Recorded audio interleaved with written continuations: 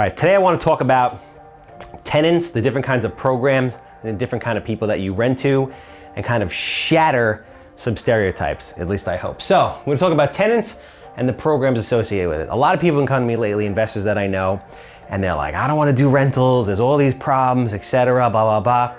Little known secret, I flip houses to buy rentals. It's that simple. If you want to flip houses, you can make money, great. But at the end of the day, it's a high paying job.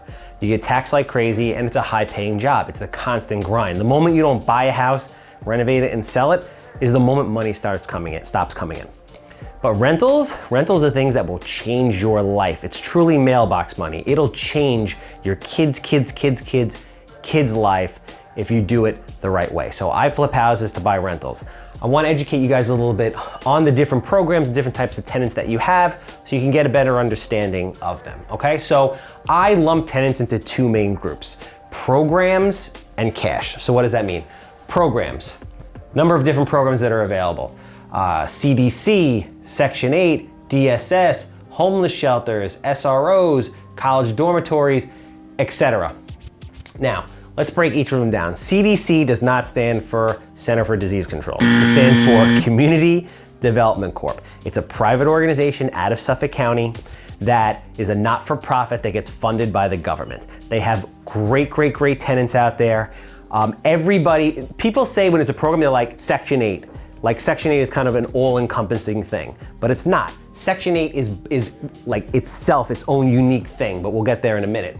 CDC is based out east. They have a landlord forum once a month. They have this video. It's like an old school 70s video with the guy with the porn mustache, and you can go out there and it's a landlord forum and they'll explain to you exactly how the program works.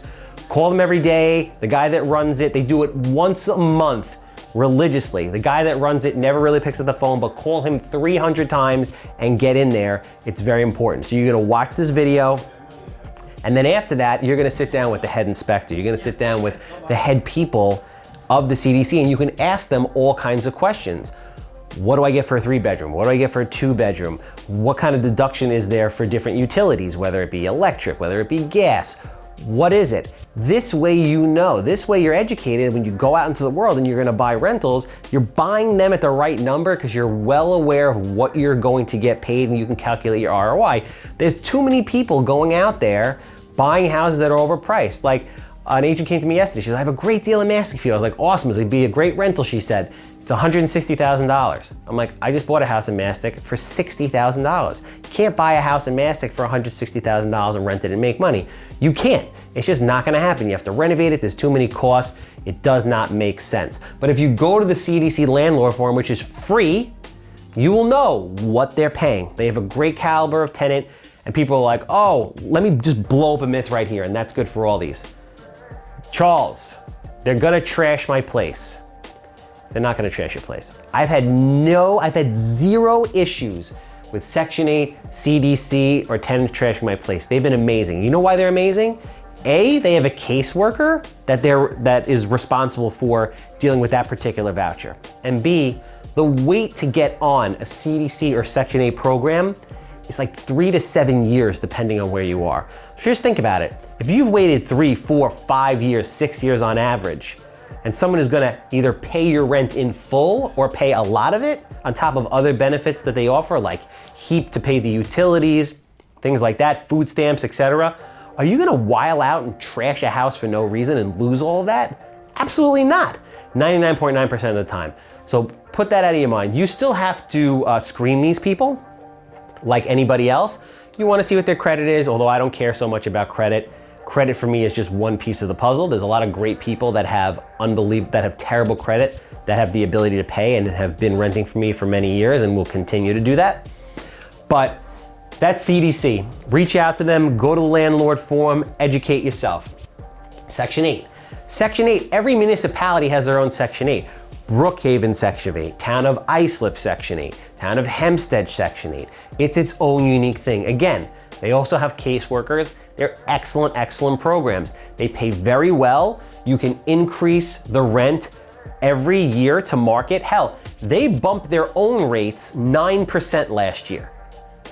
They did it without even asking. Every year they come out with the fair market rent and they bump the rates 9% on their own units. How do you beat that? You can't. They're literally saying, here, take more money. DSS. DSS is a little bit different. DSS is Department of Social Services. Now there's things that people don't understand that I didn't understand that I learned the hard way, and I'm gonna tell you that so you don't have to learn the hard way, which is essentially this. When you have a tenant that's a CDC or a Section 8 tenant, you literally have a lease with the CDC and Section 8 or Section 8. You have a lease with the government. Money gets wired in, bang. When you have DSS, CDC and Section 8 pay you by the amount of bedrooms you have, and you have a voucher that goes in the family qualifies based on the family size and the number of bedrooms. DSS pays by the number of people that they put in the house. Not only that, they have you have a lease with the tenant, and they pay you rent, yes, but your lease is with the tenant. In my experience with them, and I don't know if this is 100% across the board or factual, but my experience with them is this. DSS is essentially there to get people back on their feet. Unfortunately, a lot of these people aren't able to afford the rent without full DSS support. So if DSS comes in and says, listen, we're gonna pay you $2,000 a month for your 3-bedroom in Mastic, that's great. After the first year, you call them up, you're like, I want a rental increase. They're like, actually, we're actually making the rent go down to, you could still charge them $2,000 or whatever you want, but we're only gonna pay $1,600 now. But this person is still in the same position. They don't have a job, they don't have a better job. Where are they gonna get the money? Well, that's not really our problem, sir. You have a lease with the tenant. If you tell them they have to leave because the lease is up, you're most likely gonna have to evict them because they have no place to stay. So I was like, I don't do DSS anymore for that reason. I don't know if that's the same across the country. That has been my experience, but that is something to watch out for. Again, there's a whole host of other ones that are program tenants, and they're all great. I would just advise you to make sure that you ask all the penetrating questions so you don't have the DSS problem. We had one DSS tenant. I will never do it again. She was actually very nice and ended up leaving, but it could have been an absolute hot mess nightmare. There is one thing I will say about DSS on the positive is, if a tenant messes up an apartment, because she did mess up the apartment, if you call them within 10 days, they will come in, they will video the entire apartment, you send them a bill for what it was, providing it's legitimate, they will cut you a check and they will pay you for that. So that was at least a good thing. Lesson learned, lost some money because the unit was vacant for a few months, but again, lesson learned. And then there's cash tenants, right? Cash tenants, a lot of people like cash tenants, and what I mean by cash is they just pay. There's no program involved, whether that be a check, whether that be physical cash, Zelle, money transfer, wire, whatever it is. When I screen these tenants, I screen them, I look at credit, but I don't really care. It's more of like a feeling. I have a fantastic rental agent, which I'll speak to about in a minute, but the rule that I use is the 3 times net rent rule. What does that mean? This is what that essentially means. If I'm renting a house in Mastic for $2,000 a month, the household as a whole has to be able to document and prove that they have 3 times that amount coming in net. So $6,000 after they pay taxes, right? If that amount of money isn't documented and coming in on a monthly basis, I will not rent to them. Now people say, Charles, what kind of person is gonna rent your house in Mastic for $2,000 a month if they're bringing in $6,000 a month net? The answer to that question is, I don't know and I don't care. But there is always a market for rentals and we can't get them out fast enough. There's 25 phone calls a day. There's a huge need for rental housing. People rent for a number of different reasons.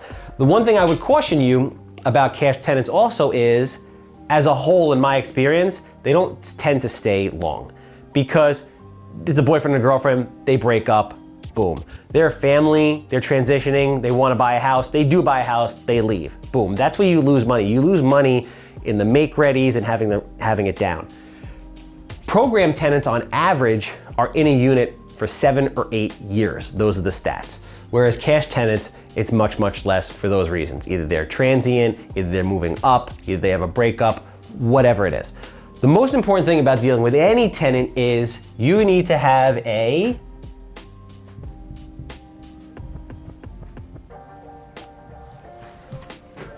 Millie.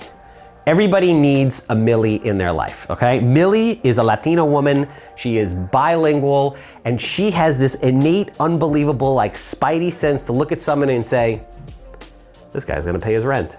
Or This guy is not going to pay his rent. That's what everybody needs. Millie and I have such an unbelievable relationship. She knows what my criteria is, and she goes out there and she finds the right people, and I don't deal with it. And you know what? I don't have the time.